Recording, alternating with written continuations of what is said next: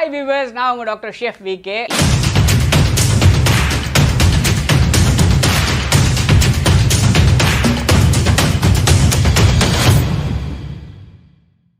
இன்னைக்கு வந்து I'm going to share you a small tip about the softness of chapati.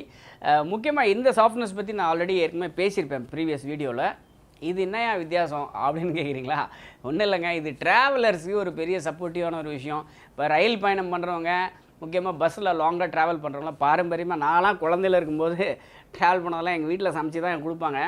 ஏதாவது சப்பாத்தி கிப்பாத்தி எதனா பண்ணி எடுத்துகிட்டு வந்துடுவாங்க. இப்போ தான் வந்து டகால்னு கடையில் போய் வாங்கிக்கிறோம், எதாக இருந்தாலும் வாங்கி சாப்பிட்டுக்கிறோம்.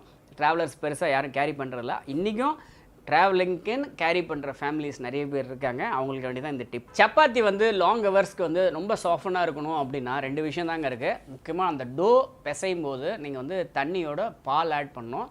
ப்ளஸ் வந்து பார்த்திங்கன்னா சப்பாத்தியை வந்து சுட்டெடுக்கும்போது லோ ஃப்ளேமில் நீங்கள் குக் பண்ணி எடுங்க.